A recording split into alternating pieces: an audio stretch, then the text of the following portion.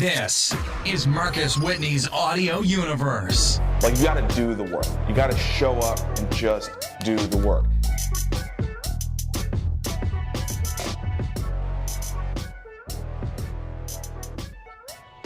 What's up? What's up? Monday. Welcome back. Another episode of Marcus Whitney Live. Happy to be back here with you all. I got a good friend of mine who I've been bugging since I decided I was going to start this thing. I've been saying, man, I got to have you on the show. There's so much going on in the world of the stock market. The finance world is just kind of crazy. I know the private equity markets pretty well, but the public markets are not my specialty. And I'm really happy to have my good friend Charles Winfrey, the CEO of the Rollover Company, author, radio show host, here to talk us all through what is happening out there in the world right now of the public market. So my man, Charles, how are you, brother? We're doing well, man. Let me first of all commend you for the work you're doing. We talked about this. It's probably been about 2 years ago, where you were giving me, I think, a preview. And I don't think any of us realized how the timing of this was so necessary. But then let me commend you from one author to another one.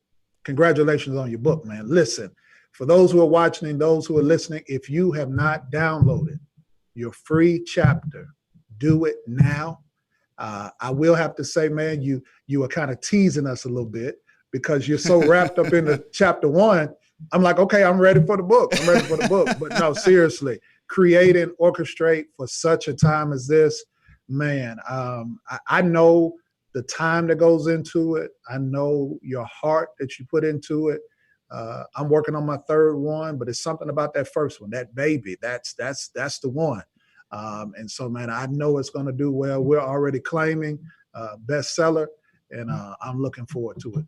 Brother, thank you. Thank you so much, man. That means the world, man. And you're right, man. There is something about that first one. It's crazy. It's like, I feel like the next one is starting to develop already. Yeah. You know what I mean? Yeah, you'll do that. And it just doesn't feel like it's going to be anywhere near as hard as the first one, you know?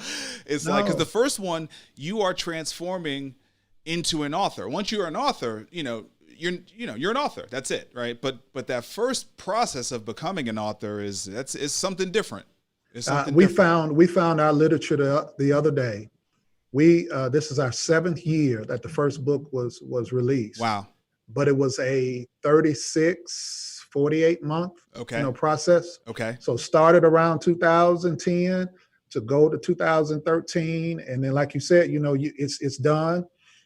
You're like, man, I still should have put this in here, and I should have said that. So that's where book 2, you're already ready. You're like, okay, I can do that tomorrow. No doubt, man. No doubt. You definitely feel this, like, because especially right now, man, where like every day it feels like you're in a new world, right? You know what I mean? And you have a new perspective. But, I feel like that's what creating the show is about. That's what having a newsletter is for. That's what, these other smaller broadcast, mediums enable you to stay current, to get those thoughts out, to put them out in the world, to see how people are going to respond.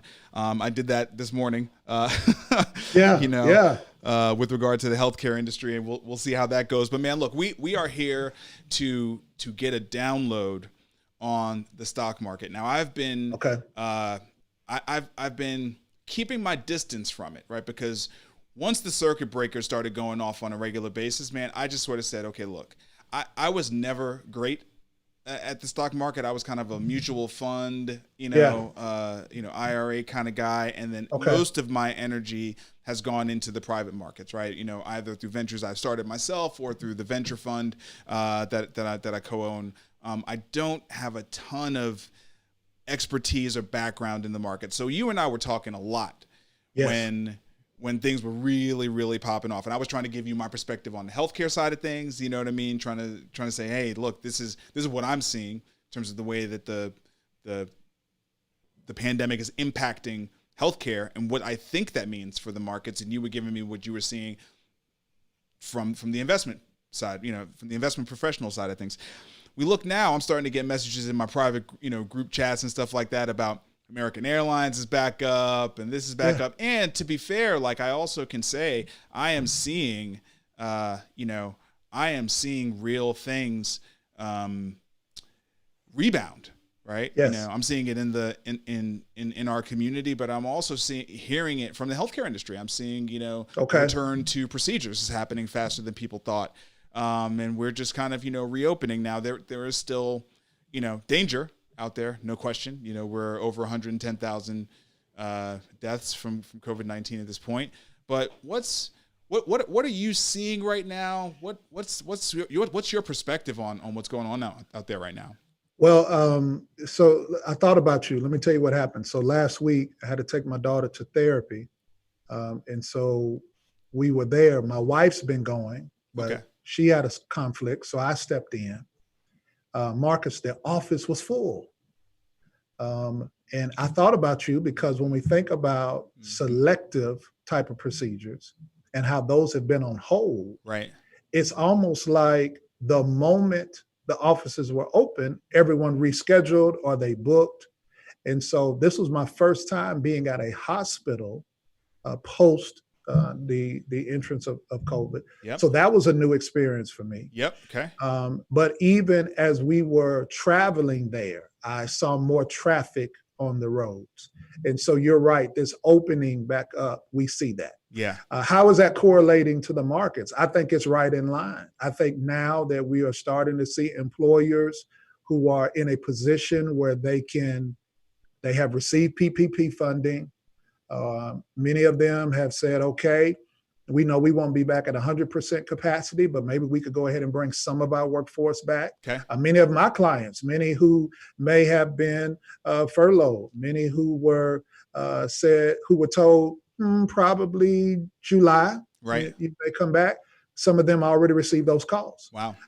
And so, you and I are both scratching our heads. Okay. So we're not going to sit up here and great. try to act like we knew this was going to happen. Definitely not. You were gleaning from me. I was gleaning from you. Yeah. I will say this.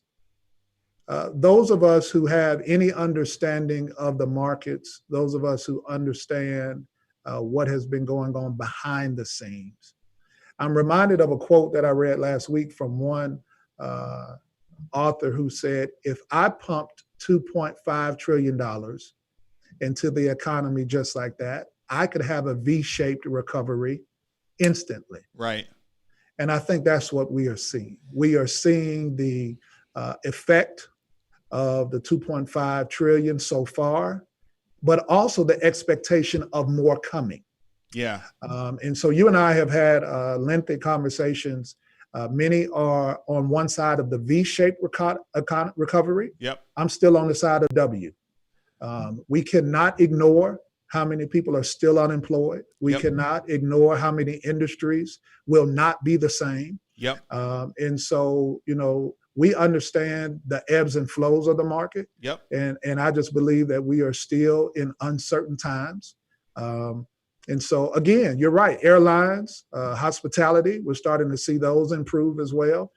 Many of my personal stocks that I own that were all in the red 2 or 3 weeks ago, they're all in the green. Yep.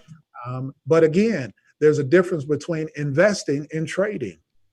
I'm an investor. I'm not a trader. So I'm looking long term. Yes. Okay. Yes. My clients, we do their investing, their long term retirement planning.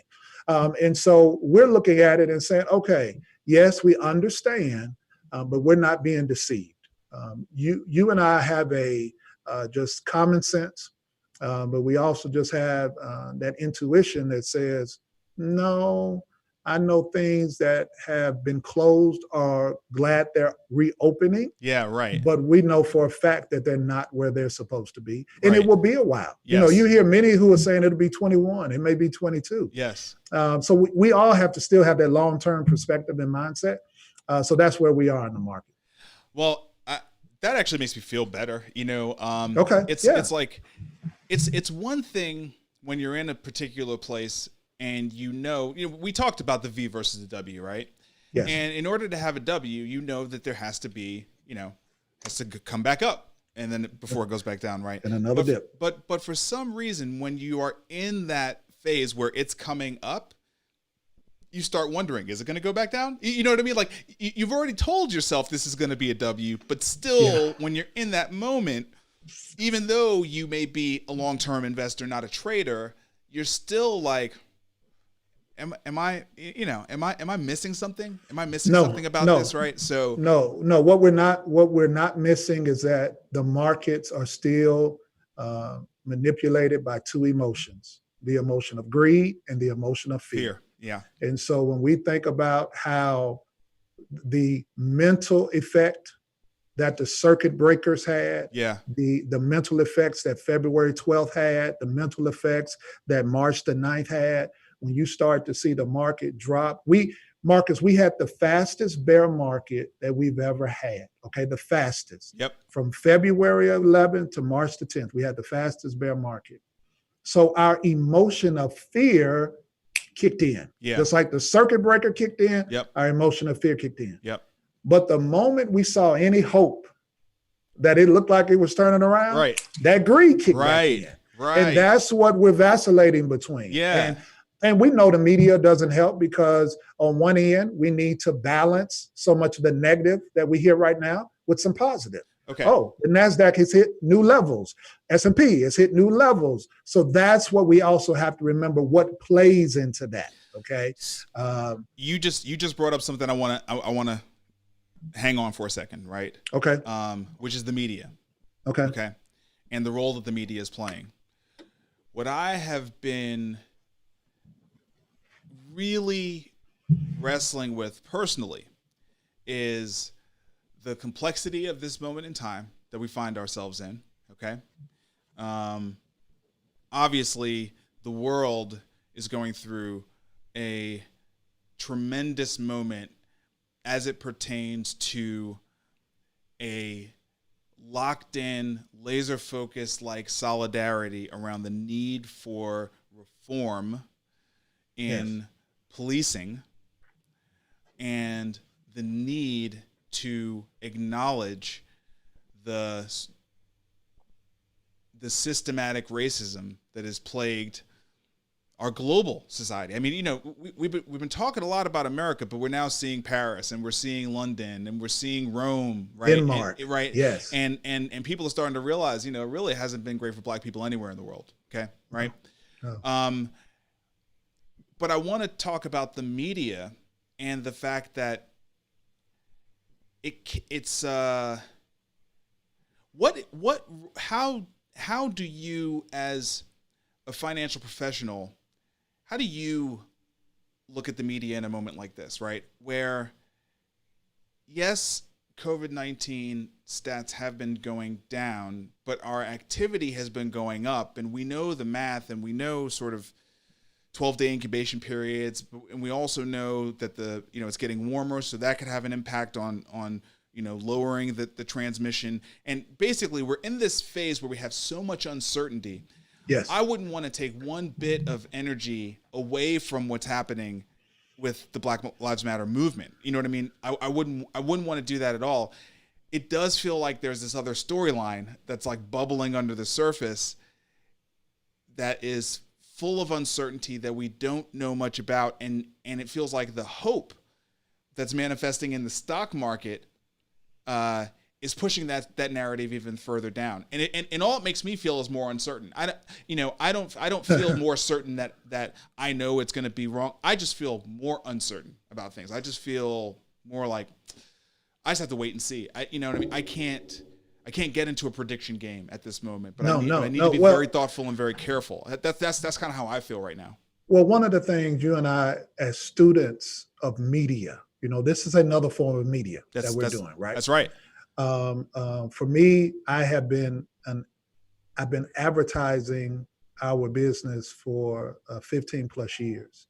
What I understand about advertising rates, what the companies can charge me is based on them telling me how many eyes or ears they have the attention of for this period of time. Yep. And so based upon that rate and that formula, this is what I should pay in order to reach this many people.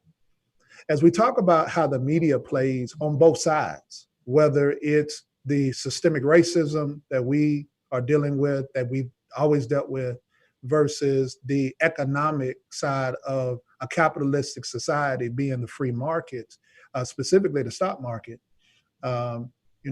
where I'm between CNN and CNBC. Yeah. And MSNBC and Bloomberg Business. Yeah. That's where I reside. Okay. The blessing in it is that many of our clients don't deal with too much of it. They're still watching Price is Right, or they're still watching Judge Judy. Right. Okay. So what I have to try to do. Yeah. And so what I have to try to do is pull back to say, well, I'm immersed in this. Many of them are not, because they're just continuing to go on with their business. And you're right. That's what we're here for. Yep. To get their mind off of that. Yep.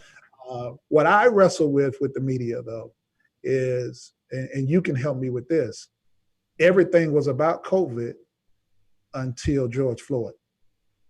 Then right. And it just went. It just went black. That's right? the thing, it went right? Black. It wasn't even on the bottom as a ticker. It wasn't even in the corner. It went black. Okay. Right. Now, the reason why I say you can help me with this is because as I was trying to glean from you what I did not feel I was getting from the media, you helped me see the seriousness of this, not just what it was doing to the healthcare system, what it would do to the markets. You were just telling me the seriousness of COVID. And so now I'm struggling. Is it not serious anymore? Right. Is it not important anymore? I know. What happened? Because as death toll rises and cases continue to rise, how do we justify now everything else is priority and it's secondary? That's where I'm struggling. Look, I'm so glad you said that, man. I mean, I just from my own personal experience, it feels harder to be careful from a social norm perspective when the media is not amplifying that message, right? You know what I mean? So I almost feel like I'm sort of being like a scaredy, you know what I mean? By continuing, continuing to kind of like shelter at home and wear masks and not like just sort of be out there, because I'm not getting the validation I was getting months ago. Let me tell you. And at the same time, I don't see the data telling us. That's where it's weird. I don't see any data that's telling us we're supposed to be cool. Like I think Mayor Cooper just put the brakes on phase 3 because we had an uptick in the right. Correct. You know what I mean? It was like, hey, we need to like figure out what this data is.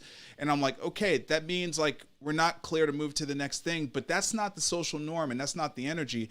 Again, I don't want to do anything to promote fear. I'm just talking about what I'm personally trying to navigate, just for me. Well, what I would say though is what I know about people who follow you, because as I've been watching the podcast and I'm looking at the comments, this to me re-emphasizes the importance of self-education. Yeah.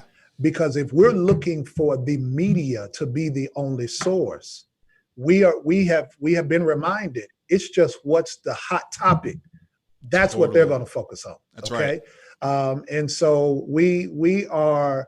I think about what you said. Saturday the family and I went out. We were at a restaurant and we were the only ones with masks on, except those that worked there. And I'm like, y'all, are we missing something? Right. Right. What am I missing, man? I got my sanitizer, I got my mask. And like you said, you don't want it to seem like you're just full of this fear. Yeah. But I'm like, what has changed from March? What has changed from April? Dude, I haven't seen anything that has changed. I know. And it has improved that I don't need to take this type of protection for myself, for my family, and for other people that I get in contact with. And so, you're not the only one. I just want you to know you're not the only one. Okay. I'm still doing it, and I'm going to continue to do it. Look, that's helpful, man. And I do want to say, one thing I got really clear on with myself, probably 2 or 3 weeks back, right, was I came to terms with the privilege I have as a at the core. I know I'm an entrepreneur, blah, blah, blah, but I'm a technologist, right? And that means I have the privilege to work from home. Okay. I have the privilege to not have to go out in the world in order to take care of my family. All right. And that is a privilege.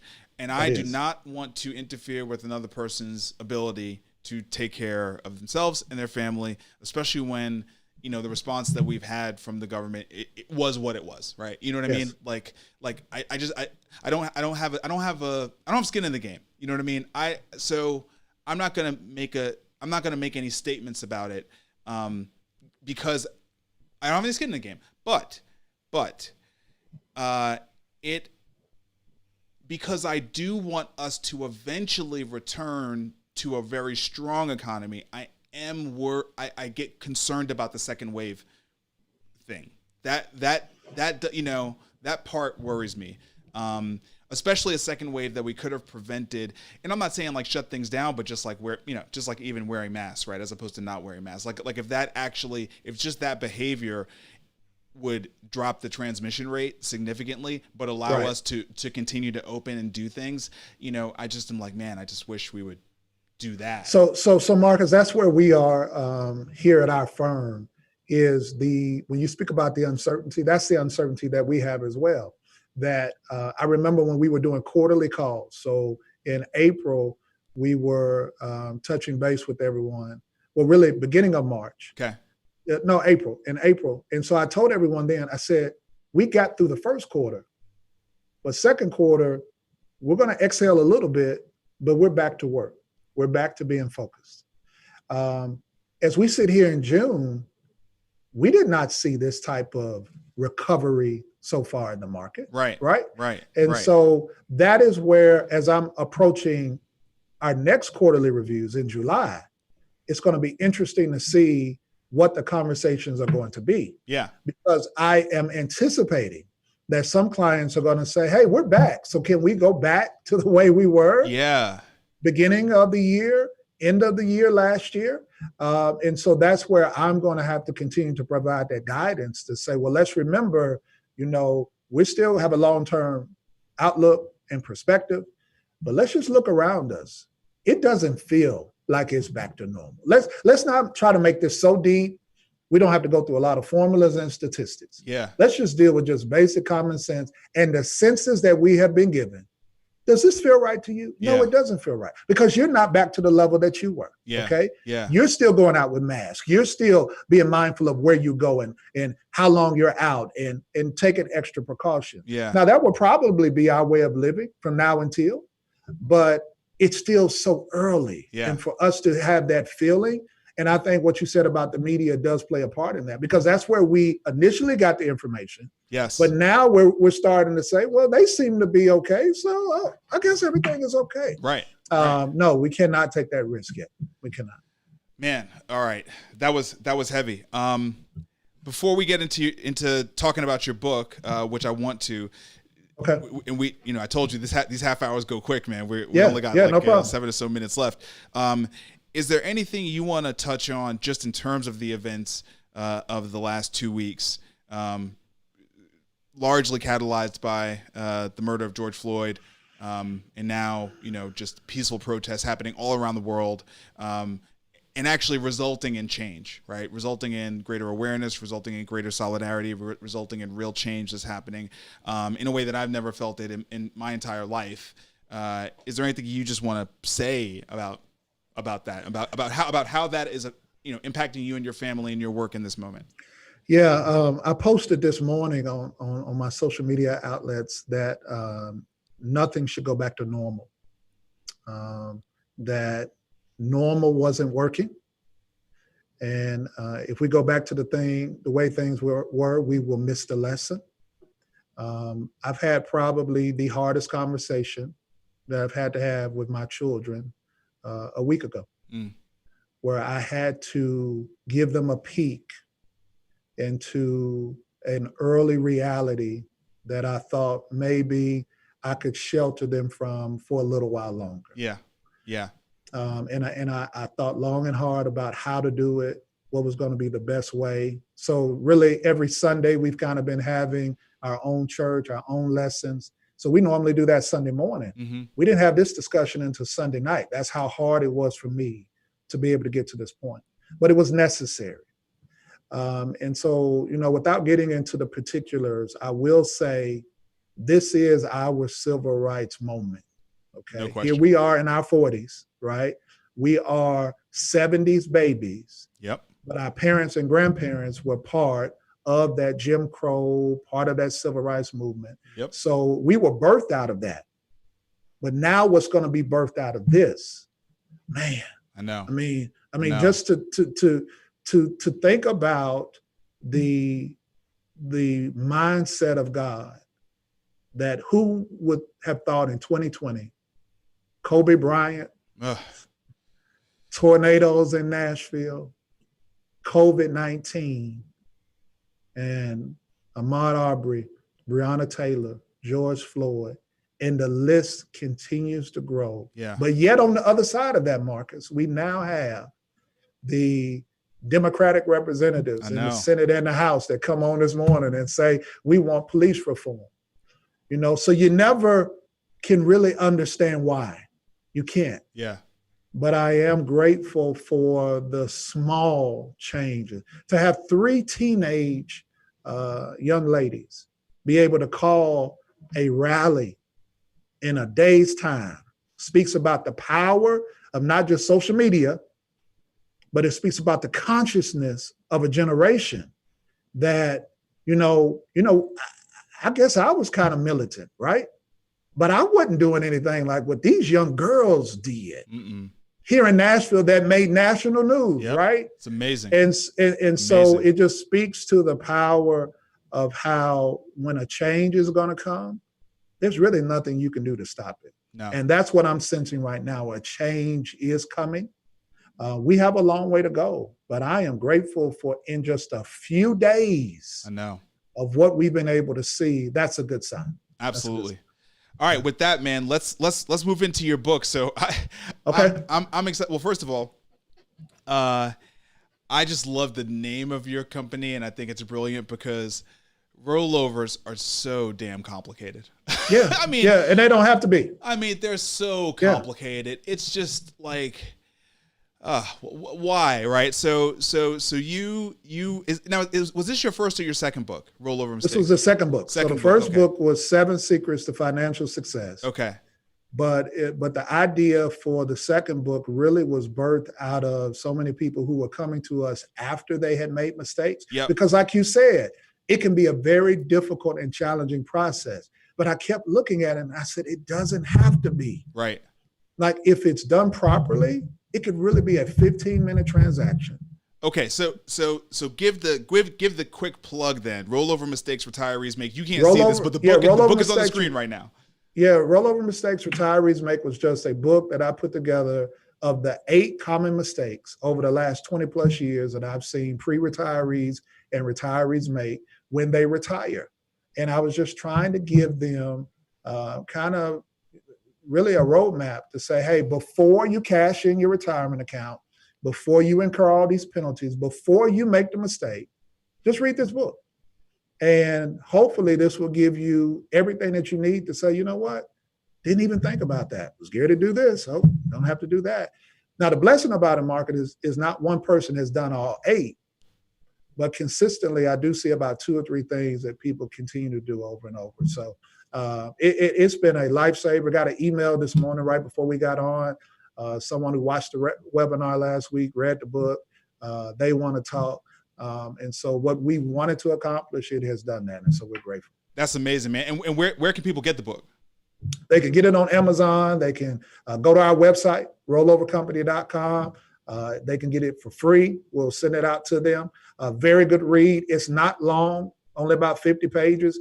You can read it in probably an hour, but it's packed with so much information. I didn't want it to be one where you were like, oh, it's so overwhelming. No, really simple, easy to read, not high level, just basic understanding, but it's very applicable. If you are about to retire, thinking about retirement, maybe you've gotten laid off, downsized, this is a book you would definitely need to have in your library. Amazing. Well, man, look, we pulled it off. We got the show yes, done. Sir.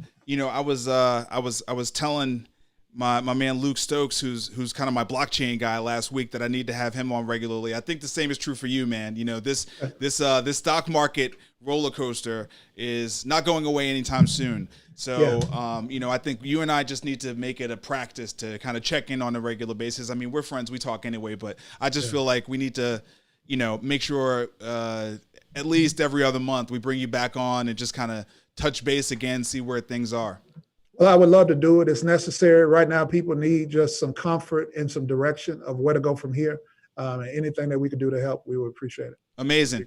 Everybody, follow Charles out there at Charles Winfrey. The dude drops, you know, his business is finance, but this man speaks the word. Okay, so you know what I mean? If you follow him, you're going to feel good because he is just pumping inspiration and God's word out onto these channels. He's not even promoting his company. So you need to follow Charles so you can feel better about your day, especially with everything we're going through. So follow him online. Go to rollovercompany.com. Go get the book. You know, as for me, my book coming out June 30th, Create and Orchestrate. Please, don't buy it. Don't try to find it and buy it ahead of time. I'm trying to get a bestseller, and that means I need to sell the book on the day. So June 30th, mark your calendars. I will be blowing everybody up. Timelines. Yes, sir. We're flooding the timelines on June 30th. So big reveal. My podcast, Marcus Whitney's Audio Universe, on Apple, Google, Spotify, iHeart, all that good stuff. And please follow me if you're not already. Marcus Whitney, pretty much everywhere you look. MarcusWhitney.com. Go subscribe. Everywhere. The man's everywhere. I'm just trying to stay busy, man. I'm just I trying love to stay it. busy. I love it. You're motivating me, man. Hey, look, man. Thank you so much for coming to the show. Thank you so much for checking it out. And we will be back here tomorrow with another episode of Marcus Whitney Live. Peace.